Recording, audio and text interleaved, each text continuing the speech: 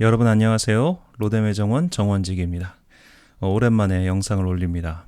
그동안 마이크 상태가 좋지 않아서 걱정이었는데 이번에 음향 믹서기를 구매했습니다. 부족한 것이 너무나 많지만 조금씩 개선되는 모습 보여드리도록 하겠습니다. 시편 산책을 시작합니다. 얼마 전에 중고 서점에 갔을 때 그곳에서 대만의 오경웅 박사가 쓴 시편 사색이라는 책을 발견했습니다.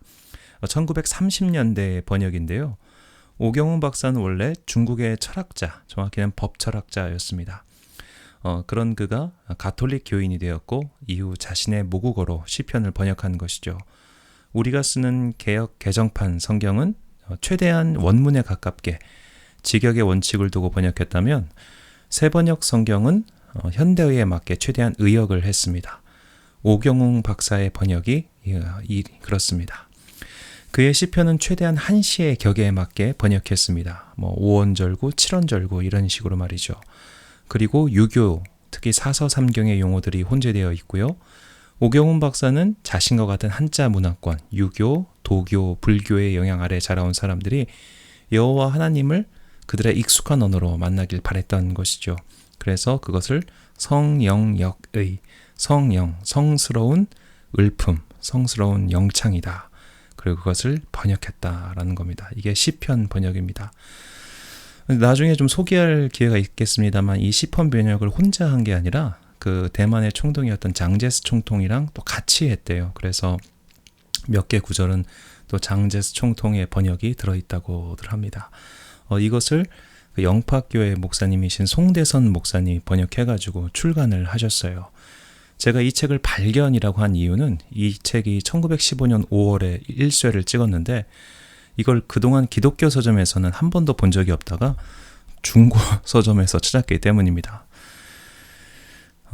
오경훈 박사의 시편 산책을 말하면 한 중국의 고전 언어로 번역한 시편이라고 할 수 있습니다. 유교의 경전인 사서 삼경부터 장자, 노자 그리고 불교의 언어까지 중국 고전의 언어가 풍성하게 시편을 수놓고 있지요. 이 한시를 송대선 목사님이 수년에 걸쳐 최대한 그 느낌을 살릴 수 있도록 번역을 하신 것입니다. 이 송대선 목사님이 오경훈 박사가 저술한 부분을 머릿말에 이렇게 옮겨놨습니다. 일부 발췌해서 읽어드립니다. 시편의 경우 어려운 점은 그것을 문학적으로 번역하는 것이 아니라 최소한 시편 저자의 심리에 있는 감동과 분발하는 정신, 그리고 그 영감을 약간이라도 포착하여 독자들에게 전달하는 것이다.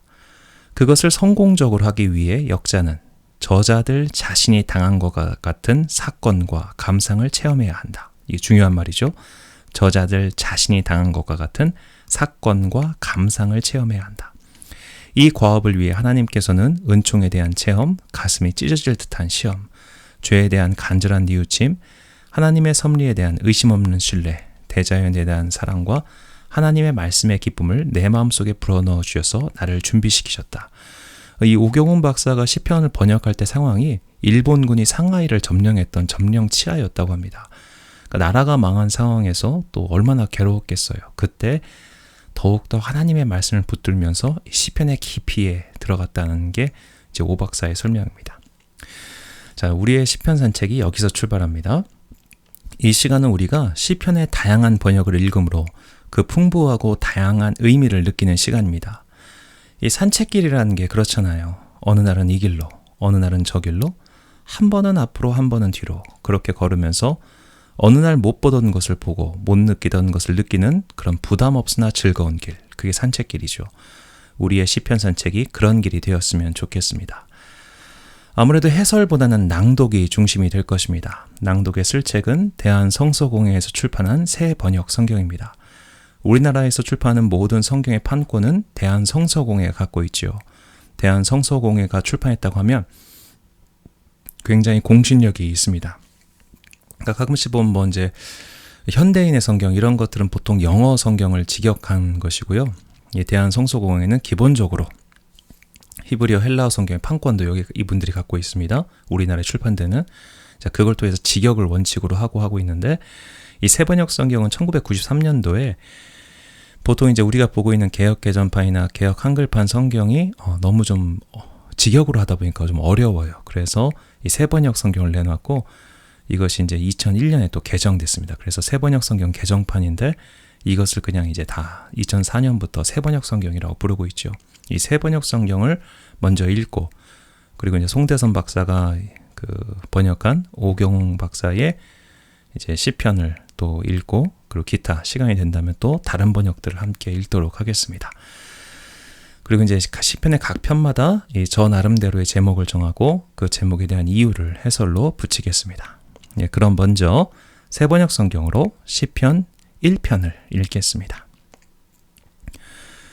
복 있는 사람은 악인의 꾀를 따르지 아니하며 죄인의 길에 서지 아니하며 오만한 자리에 앉지 아니하며 오로지 주님의 율법을 즐거워하며 밤낮으로 율법을 묵상하는 사람이다. 그는 시냇가에 심은 나무가 철 따라 열매를 맺으며 그 잎이 시들지 아니함 같으니 하는 일마다 잘 될 것이다. 그러나 악인은 그렇지 않으니 한낱 바람에 흩날리는 쭉정이와 같다. 그러므로 악인은 심판받을 때에 몸을 가누지 못하며 죄인은 의인의 모임에 참여하지 못한다. 그렇다. 의인의 길은 주님께서 인정하시지만 악인의 길은 망할 것이다. 이 새번역 성경만 해도 사실 한글의 운율을 굉장히 고려해서 만든 것인데 이 오경훈 박사가 번역한 시편 1편을 한번 또 읽어보겠습니다.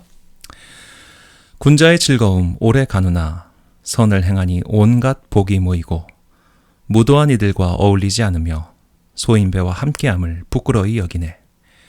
가볍기 그지없는 오만한 자 멀리하고 저들과 같이 앉음 탐탁히 여기잖네. 거룩한 말씀 속에 한가로이 거닐며 온종일 말씀 안에 젖어들기 즐기네. 비유하노라 시냇가에 심겨진 나무와 같아 제때에 아름다운 결실을 맺고 추위가 몰아쳐도 잎사귀 마르지 않고 울창이 자라나기 한이 없어라. 안타깝구나 미련한 자들이여 땅에서 하늘이 한없이 먼 것 같이 이리저리 흩날려 아득히 멀어지니 바람에 나는 겨와 다르지 않네.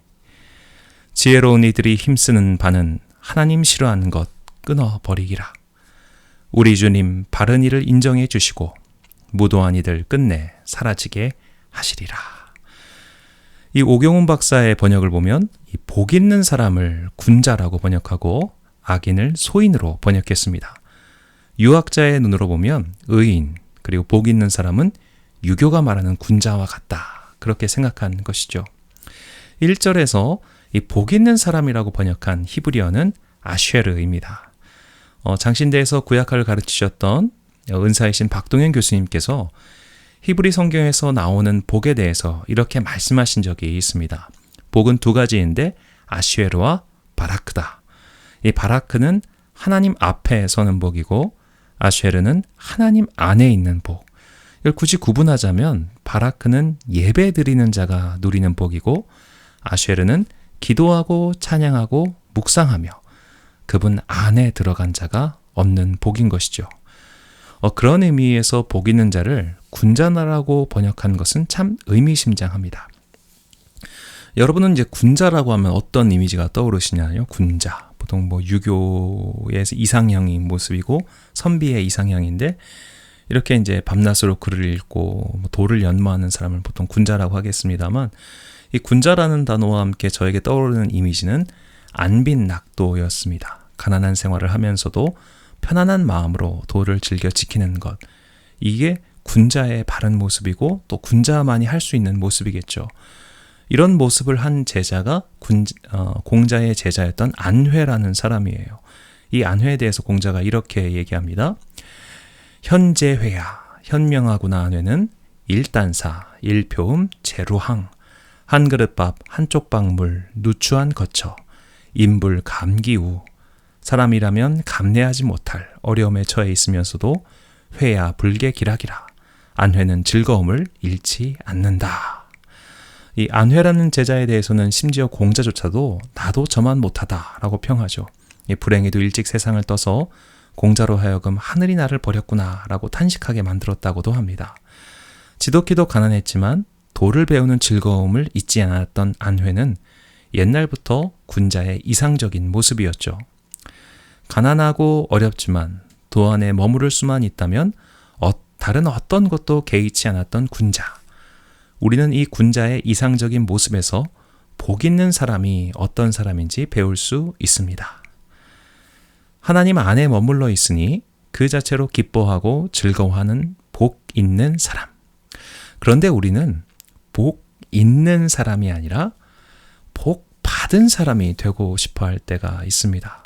이 복 받은 사람, 건강과 재물 등 가진 복 받은 사람 말이죠. 그런데 오늘 시편 1편은 복 받은 사람이 아니라 복 있는 사람을 노래합니다. 그런 사람은 안 빈낙도 빈천함에 처해도 즐거움을 잃지 않겠죠. 복 받은 사람보다 복 있는 사람을 더 부러워하는 우리가 되었으면 좋겠습니다. 복 받은 사람보다 복 있는 사람. 그렇게 복 있는 사람이 되기 위해서 오늘도 하나님 안에 머무는 방법, 말씀을 묵상하고 기도하고 찬양하면서 내가 그분 안에 들어가고 그리고 그분께서 내 안에 거하는 그런 신앙의 놀라운 경지를 향해서 한 발자국씩 나아가는 여러분과 제가 되기를 간절히 소망합니다. 오늘 시편 1편 산책은 여기까지입니다. 또 다음 시간에 찾아뵙겠습니다. 감사합니다.